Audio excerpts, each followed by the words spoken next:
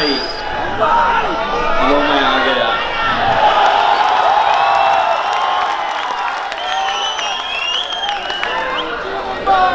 मुंबई, लो मैं आ गया।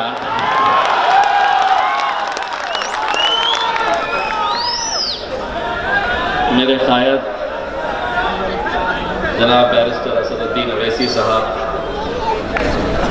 मजलिस इत्तेहादुल मुस्लिमीन के महाराष्ट्र के हमारे वर्किंग प्रेसिडेंट जनाब डॉक्टर अब्बास कादरी साहब, फैयाज खान साहब, वारिस पठान साहब,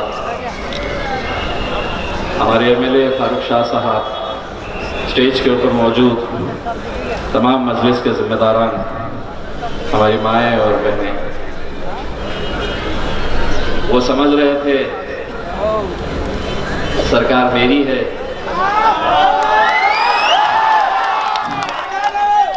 मैं कुछ भी कर सकता हूँ। मैं समझ रहा था आवाम मेरी है, मैं कुछ भी कर सकता हूँ। उन्होंने पूरी ताकत लगा दी, मैं यहाँ पहुँच ना सकूँ, मैंने पूरी ताकत लगा दी। इसीलिए कह रहा हूँ मुंबई, लो मैं आ गया। अभी ये तो बस एक हमारी आवाज पर ही छा गई इतनी बौखलाहट। ये तो सिर्फ एक गुर्राहट थी, अभी दहाड़ना बाकी है।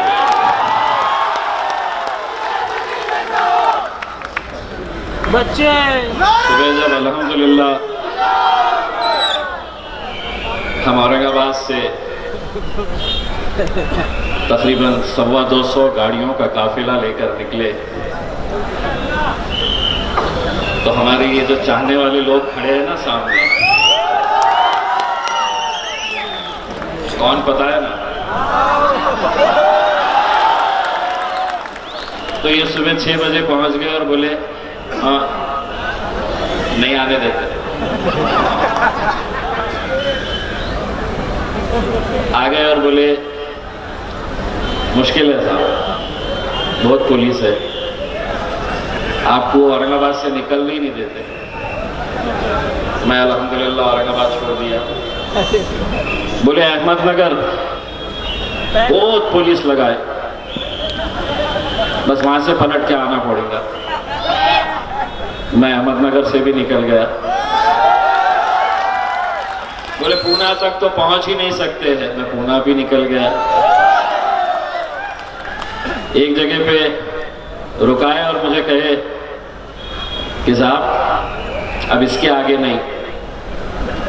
नहीं जा सकते। मैं बोला साहब मैं इमीडिएट वापस जाता हूँ, क्योंकि अगर आप मुझे सड़क से नहीं आने देना चाहते, मैं अपने गाड़ियाँ रखूँगा और पूरे महाराष्ट्र की आवाम से कहूँगा कि ट्रेनों के ऊपर चढ़ जा, देखते हैं कौन कैसा है। वो अधिकारी ने बोला नहीं रुको साहब, किससे तो भी बात किया और बोला जाओ साहब।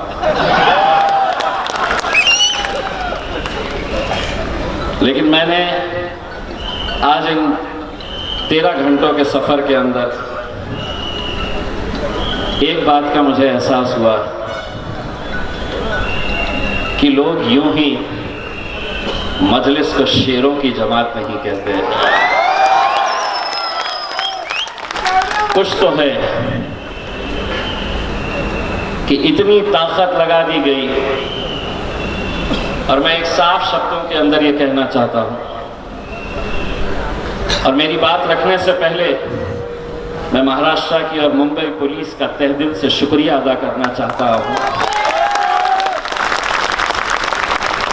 मुझे मालूम है कि जो रुकावटें पैदा की गई थी इसमें पुलिस का कोई हाथ नहीं था। आप अपना फर्ज निभा रहे थे, मैं अपना काम कर रहा था। लेकिन कौन लोग थे जो इनके ऊपर दबाव डाल रहे थे कि इम्तियाज जलील और असदुद्दीन अवैसी साहब मुंबई तक नहीं आना चाहिए।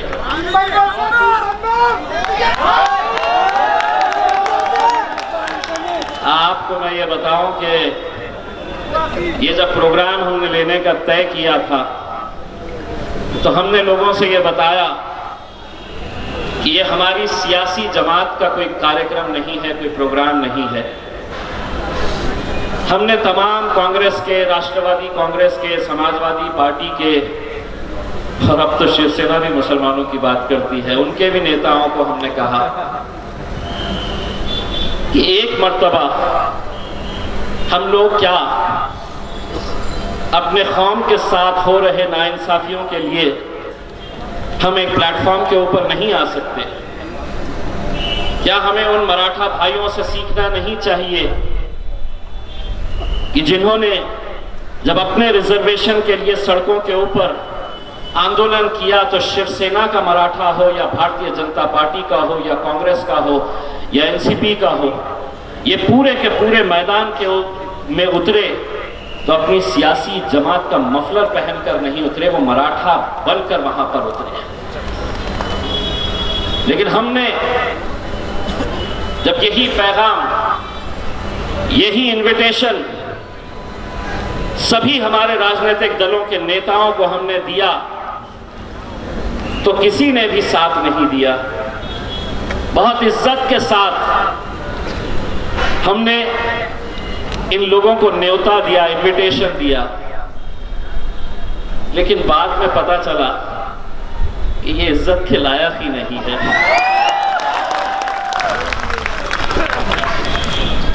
लोगों ने कहा कि क्या कर लेंगे, आप रिजर्वेशन का तो इतना पुराना मामला है, वक्फ की जमीनें अब कहां बची है, आप क्यों इतनी मेहनत कर रहे हैं, क्यों जा रहे हैं?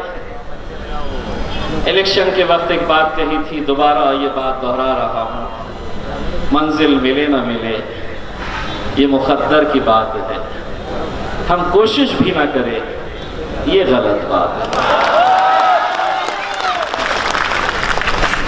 हम कोशिश करेंगे,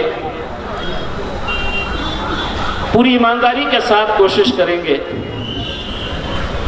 और जब ईमानदारी के साथ कोशिश करते हैं तो उसका नतीजे कैसे होते हैं, अल्हम्दुलिल्लाह वही एक नतीजा आपके सामने आज आपका बेटा, आपका भाई खड़ा हुआ है। हमने ईमानदारी के साथ मेहनत की, इसीलिए जब लोगों ने मुझसे, पत्रकारों ने कहा कि आप भाषण में असद साहब क्या बोलने वाले हैं, आप क्या बोलने वाले हैं, तो अब हम सिर्फ भाषण करने के लिए नहीं आए हैं। ये जो स्क्रीन लगाए हैं ना, 2 स्क्रीन लगाए हैं, इनको आज उधेड़ने भी वाले हैं और स्क्रीन के जरिए दिखाने वाले हैं कि किस तरह से इस कौम का खेल खेला जाता है। उनकी ही ज़बानी दिखाने वाले हैं कि इस कौम को किस तरह से एक खिलौना बनाकर रखा गया है, एक रबर स्टैम्प की तरह रखा गया है। इलेक्शन आया, आ जाओ फिर अपनी गलियों के अंदर मुसलमानों से वोट मांगने के लिए आ जाओ, सपने दिखाओ कि हम ये दे देंगे, हम वो दे देंगे। इलेक्शन आया, जीत गए, खत्म हो गई बात, हमारा जिक्र भी नहीं होता है। लोगों ने कहा यही वक्त आपने क्यों चुने? एक पत्रकार साहब ने मुझसे कहा कि आप इस पर राजनीति नहीं कर रहे। मैंने कहा 100% नहीं, 200% राजनीति कर रहे हैं हम। और यही वक्त क्यों कर रहे हैं कि पूरे महाराष्ट्र के अंदर नगर परिषद के चुनाव है, दोबारा हमारी चौखटों के ऊपर यही लोग आने वाले हैं।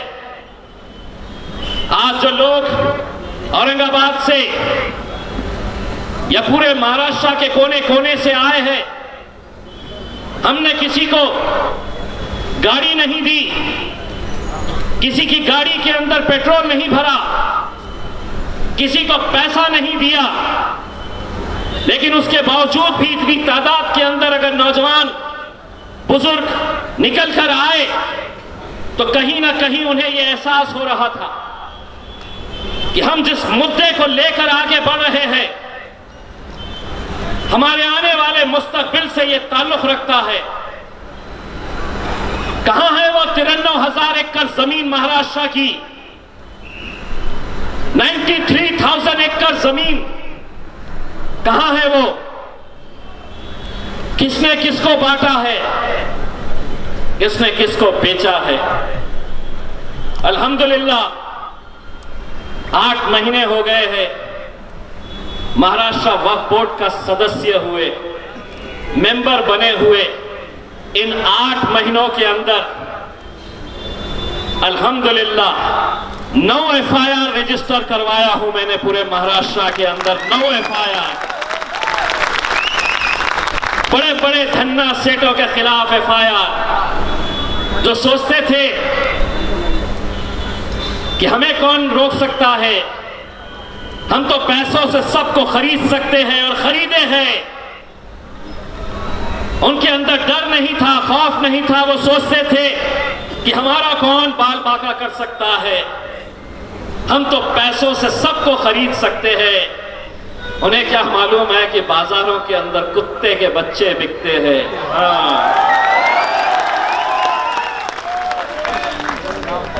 बाजार में खरीद सकते हैं, बाजार में क्या नहीं खरीद सकते? एक है स्टेज पे,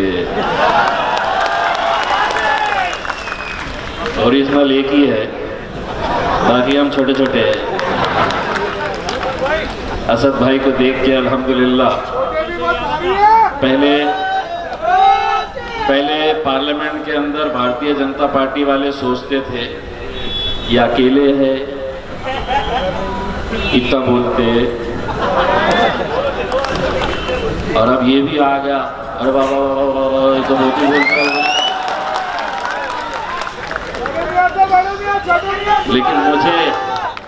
लेकिन मुझे इस बात की खुशी होती है कि जिस शख्स को अल्हम्दुलिल्लाह पूरी दुनिया देखती है, पूरे मुल्क के अंदर अगर कोई एक जांबाज पार्लियामेंट के अंदर खड़े रहकर हमारी हक की आवाज़ वहाँ पर बुलंद करता है, यह अल्लाह का फजल व करम है। उसी मेरे क़ायद के बाजू जाकर बैठने का शर्फ मुझे हासिल हुआ है आप लोगों की दुआओं की वजह से। यह आप लोगों की दुआओं का नतीजा है कि अल्हम्दुलिल्लाह पार्लियामेंट के अंदर जब लोग कहते थे कि ये तो सिर्फ हैदराबाद की एक ही जमात है, हैदराबाद तक महदूद है, ये 1 के 2 नहीं होंगे, तो अल्हम्दुलिल्लाह 1 के 2 होंगे, 2 के 4 होंगे, 4 के 6 होंगे, 6 के 8 होंगे और 8 के 10 भी होंगे। बशर्ते हमें जिस नेक नियति के साथ, जिस एकजहीती के साथ काम करने की ज़रूरत है, अगर उस तरह अगर काम करें, मैं तो मुंबई के नौजवानों के अंदर जो जज्बा और जो जोश देखता हूँ, कभी कभी असद साहब को ये दिल बोलना चाहता है कि असद साहब मुंबई मेरे हवाले कर दीजिएगा, देखिए मुंबई की कैसे काया कर रहे हैं। हमारे फयाज भाई भी काम कर रहे हैं, वारिस भाई भी काम कर रहे हैं, हमारे कॉरपोरेटर्स भी काम कर रहे हैं। लेकिन कहीं ना कहीं हमको आज ये देखना होगा कि हम सिर्फ ओहदा लेंगे। महाराष्ट्र के कोने कोने से हमने कहा था कि आपको आना है, कुछ लोगों ने बहाने बनाए। मैंने जब मीटिंग लिया तो एक ने कहा मैं 40 गाड़ी लेकर आ रहा हूं, आखिर में लाया 4। एक ने कहा 20 गाड़ियों का तो नंबर लिख लो साहब, लाया 3। घर को जाना पड़ेगा भैया, काम करोगे तो टिकोगे, नहीं करोगे तो आपको भी जाना पड़ेगा। और ये फैसले हमको अपने पार्टी के हक के अंदर लेने पड़ेंगे। जो काम करेगा वो मजलिस के अंदर आगे बढ़ेगा, जो नहीं करेगा उसको घर में जाना पड़ेगा। क्योंकि हम ये जब जज्बा और जोश देखते हैं नौजवानों के अंदर, तो हमें भी ऐसा लगता है कि अगर औरंगाबाद से एक एमपी चुनकर आ सकता है तो मुंबई से हम 4 एमएलए क्यों नहीं चुनकर ला सकते। बशर्ते एक ताकत बनकर खड़े रहने की ज़रूरत है। हमारे आपसी इख्तिलाफात को ख़त्म करने की ज़रूरत है, और अगर हम वो कर पाए तो मैं समझता हूँ कि पूरे महाराष्ट्र के अंदर सबसे ज़्यादा ज़रख़ेज़ ज़मीन कहीं पर है तो वो मुंबई के अंदर है, जहाँ पर हम बहुत अच्छे नतीजे लेकर आ सकते हैं।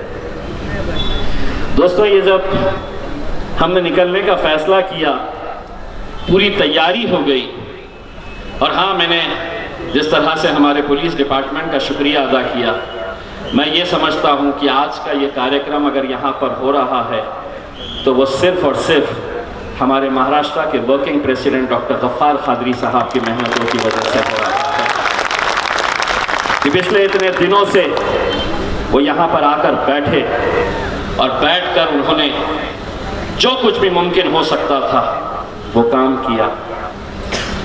वरना ये आलम है हमारा कि पुलिस ने कहा नहीं करना, नहीं करेंगे, ठीक है साहब, नहीं करेंगे,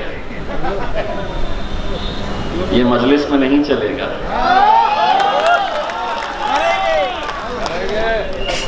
ये मजलिस में कतई नहीं चलेगा। इसीलिए जब अलग अलग जगह के ऊपर हमको रोका जा रहा था तो मुझे मालूम था कि पुलिस को तो बेचारे सामने कर रहे हैं, लेकिन इसके पीछे कौन लोग हैं जिनके अंदर ये डर और खौफ पैदा हो चुका है मजलिस की वजह से कि ये जो बैठे हैं ये तो हमारी जागीर थी, ये हमारे अलावा कहां जा सकते हैं। इनको डर दिखाओ कि अगर हमारे साथ नहीं आए तो भाजपा आ जाएगी, शिवसेना आ जाएगी, हम सेक्युलर है, हमको दो। लेकिन जब उन्हें यह एहसास होने लगा कि अब ये कौम भी बेदार हो चुकी है और इसमें भी वो हिम्मत आ चुकी है कि कल तुमसे ये सवाल करेगी कि जिस मुंबई हाई कोर्ट ने 2014 के अंदर तमाम दस्तावेज देखे, एम्पिरिकल डेटा जिसे कहते हैं, मुसलमानों के ताल्लुक से देखा, पढ़ा, समझा, तब अदालत ने यह फैसला लिया, आदेश जारी किया गया कि मुसलमानों का एजुकेशन का परसेंटेज इस राज्य में, इस मुल्क के अंदर सबसे कम है। क्या वजह है कि आज हमारे बच्चे अगर अच्छी तालीम हासिल करना चाहते हैं तो क्या वजह है कि अदालत का फैसला आने के बावजूद भी ये सरकार, ये हुकूमत हमें ये रिजर्वेशन क्यों नहीं दे रही है। मैं और वारिस पठान 2014 से 2019 तक महाराष्ट्र की विधानसभा के अंदर एमएलए थे। उस वक्त कांग्रेस के, राष्ट्रवादी कांग्रेस के, समाजवादी पार्टी के आमदार एमएलए खड़े रहते थे और लड़ते थे बीजेपी के मुख्यमंत्री देवेंद्र फडणवीस से और शिवसेना से लड़ते थे और ये मांग करते थे कि अदालत ने मुसलमानों को 5% रिजर्वेशन दिया है। भारतीय जनता पार्टी, शिवसेना नहीं चाहती है कि इनकी तरक्की हो, मुसलमानों को रिजर्वेशन दो, अदालत ने बोला है।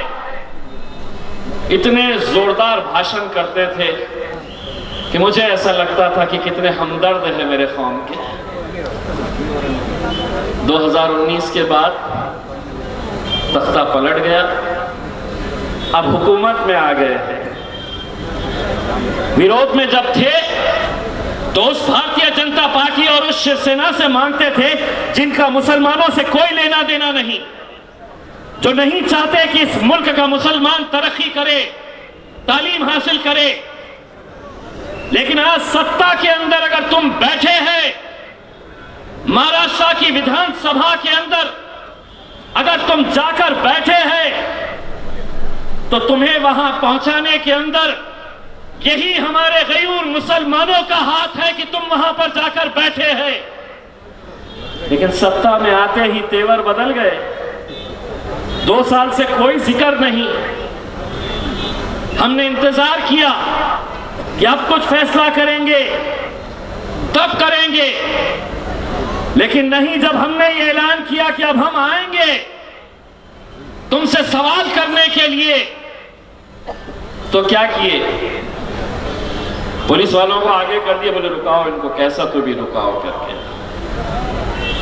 तो मैंने उनको बोला सरकार हमसे डरती है, इसीलिए सरकार हमसे डरती है, इसीलिए पुलिस को आगे। लेकिन यकीन मानिए आप अपना काम कर रहे थे। हमें मालूम है कि कौन कौन लोग इसके अंदर खेल खेल रहे थे कि हम आना नहीं करके कैसी कैसी साजिशें रची जा रही थी। मैं वो तमाम नौजवान जो महाराष्ट्र के कोने कोने से आए, मैं उनका तहे दिल से शुक्रिया अदा करना चाहता हूं कि आज अगर हम यहां तक पहुंचे तो सिर्फ इसलिए कि मैं अकेला नहीं था। जब मुझे रोकते थे तो वो देखते थे कि मेरे पीछे अल्हम्दुलिल्लाह कितनी बड़ी तादाद और कितनी बड़ी ताकत खड़ी हुई है। हद तो ये हो गई कि वाशी के पास जब हम आए नवी मुंबई में, अगर कोई वरिष्ठ पुलिस अधिकारी यहाँ पर मौजूद है तो सुनिए साहब, हमने अपनी किसी भी गाड़ी के ऊपर हमने अपनी पार्टी का झंडा लगाकर नहीं लाए। हमने कोई हरा नीला पीला भगवा झंडा लगाकर नहीं आए। हमने हमारे इस मुल्क के तिरंगे को हमारे गाड़ियों के ऊपर लगाकर हमने तिरंगा रैली बोलकर लेकर आए। उस तिरंगे का जिसकी हम इज्जत करते हैं, जिसके ऊपर हमें गर्व है, फख्र है। लेकिन वाशी में हमारी जैसी ही गाड़ियां रोकी गई, इतनी पुलिस थी वहां पर, इतनी पुलिस थी कि मुझे ये शक होने लगा कि मैं खासदार हूं या कोई आतंकी हूं जो इसके लिए इतने सारे लोग मेहमान मेरे इंतजार में यहां पर खड़े हुए थे। लेकिन वहां पर कुछ पुलिस वालों ने हमको आदेशित किया और कहा कि हम आपको आगे जाने देंगे, आप अपने गाड़ियों से ये तिरंगा निकाल दीजिए।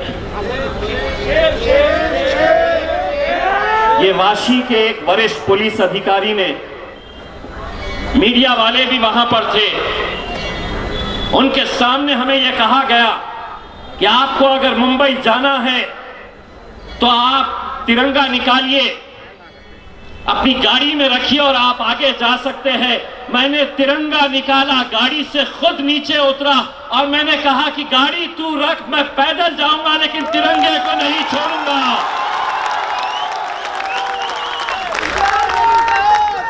और जब मेरे पीछे मेरे नौजवानों ने अपने अपने हाथ में तिरंगा लेकर हम रोड पे चलने लगे, तब पुलिस वालों को एहसास हुआ कि कुछ गलत हो गया है। फिर बोले जाओ, आ गए मुंबई। बस यही हमारा था कि ये रुकावटें क्यों और किस वजह से की जा रही है। इलेक्शन आएगा, जब भी आएगा, जिस किसी को जिस जमात के अंदर जाना है, जिसका झंडा पकड़ना है, किसका मफलर पहनना है, यह आपका इख्तियार है। लेकिन एक मर्तबा हम सबको मुसलमान बनकर सड़कों पर उतरने की जरूरत रहेगी मेरे भाई। और जब तक हम ये नहीं करेंगे, लोग कहेंगे कि क्या होगा 5% रिजर्वेशन से, क्या नहीं होगा। 93,000 एकड़ जमीन अगर वक्फ की अगर हम मुसलमानों को वापस मिल जाती है तो महाराष्ट्र के देवेंद्र फडणवीस साहब, महाराष्ट्र के उद्धव ठाकरे साहब, शरद पवार साहब, कांग्रेस के नेता, मैं आपको ये जबान देकर जाना चाहता हूं कि तुम वो 93,000 एकड़ वक्फ की जमीन हमको लौटाओ जो हर साल मुसलमानों को 300-400 करोड़ रुपए का माइनॉरिटी बजट देते हैं। वो बजट नहीं देना, 300 करोड़ तो खैरात में हम तुम्हें दे डालेंगे। वो जमीनें हमारा हक है और इसके लिए एक मूवमेंट चलाने की जरूरत है। आज छोटी सी एक झांकी दिखाए, थोड़े परेशान हो गए। फयाज भाई, महाराष्ट्र विधानसभा का अधिवेशन आने वाला है। अब एक धरना जो है, जब इनका अधिवेशन रहेगा, जब ये अंदर बैठेंगे तो इनकी बजाने के लिए हम लोग बाहर खड़े रहेंगे। बहुत डरते हैं ये जब अंदर बैठते हैं और उनको पता चलता है कि आ गए ये टोपी वाले, दाढ़ी वाले, ये कौम निकल कर आ गई है, अपनी वाट लगने वाली है। हम सिर्फ इतना कहना चाहते हैं कि ये लोगों ने आप लोगों के साथ कैसा खिलवाड़ किया है। अगर मैं अपनी ज़बानी अगर कहूँगा तो शायद आप लोगों को यकीन नहीं होगा। अगर मैं कहूँगा कि आप लोगों को कैसा बेवकूफ़ बनाया गया था, मैं अपनी ज़बानी कहूँगा कि किस नेता ने, चाहे वो नवाब मलिक साहब हो, आरिफ नसीम खान साहब हो, अबू आसिम साहब हो,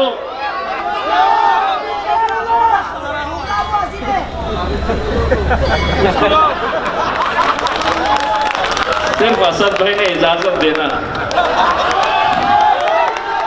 अगला इलेक्शन तो इम्तियाज जलील उनके खिलाफ मुंबई में आके तुम्हारे घर के अंदर लड़के जाएगा, निकाल के जाएगा इंशाअल्लाह।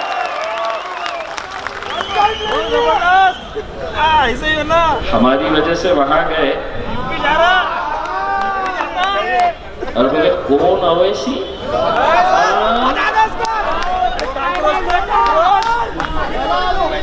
पप्पा भूल गए। लेकिन मैं यहां जाने से पहले सरकार को ये बताना चाहता हूं कि ये मुद्दे, देखिए इस मुल्क के अंदर मुसलमान माइनॉरिटी के अंदर सबसे बड़ी मेजॉरिटी है। अगर ये मुल्क को तरक्की करना है तो मुसलमानों को पीछे छोड़कर ये मुल्क कभी तरक्की के रास्ते पर नहीं जा सकता है। अगर हमको इस मुल्क को आगे बढ़ाना है तो हमारे मुसलमान भाइयों की तरक्की के बारे में भी सोचना पड़ेगा और ये सरकार की जिम्मेदारी है। सरकार में जो बैठे लोग हैं उनके जो करतूते हैं वो मैं आपको दिखाऊंगा, लेकिन सरकार हमसे कितनी डरती है इसका अंदाज़ा मुझे कल रात में हुआ कि कल रात में सरकार ने एक नोटिफिकेशन जारी किया और रात में 12 बजे वो नोटिफिकेशन मुझे भेजा गया। आप अगर पढ़ेंगे तो आपको ये समझ में आएगा कितना डरती है। क्या लिखे है मालूम नोटिफिकेशन में? बोले मुंबई में ओमिक्रॉन है तो इसीलिए ओमिक्रॉन की वजह से 11 तारीख यानी कि आज और 12 तारीख ये 2 दिन कोई भी धरना, कोई भी सभा, कोई भी सम्मेलन नहीं होगा 2 दिन के लिए। यानी कि 11 और 12 जब हम यहां पर है तो ओमिक्रॉन, हम जाते ही सब शुरू। अगर आप बोले होते असद भाई इजाजत दिए 13 तारीख के दिन फिर आ जाएंगे गाड़ियां लेके यहाँ पे, फिर तो रोक नहीं सकते हैं हमारे को। तो ये देखिए कैसी बौखलाहट है कि हमको रोकने के लिए एक ऐसा नोटिफिकेशन रात में 12 बजे निकाला गया कि ये 2 दिन के लिए है, तो हम कोई भी सभा को इजाजत नहीं दे रहे थे। लेकिन उसके बावजूद भी हम यहाँ पर आए। अल्हम्दुलिल्लाह मैं आप लोगों का, तमाम लोगों का तहे दिल से शुक्रिया अदा करना चाहता हूँ। और इससे पहले कि मैं बैरिस्टर असदुद्दीन अवैसी साहब को आपके सामने पेश करूँ, मैं चाहता हूँ कि आप लोग स्क्रीन के ऊपर नज़र डालें और देखें। लगाओ रे, इनकी धुलाई करो जरा, लगाओ।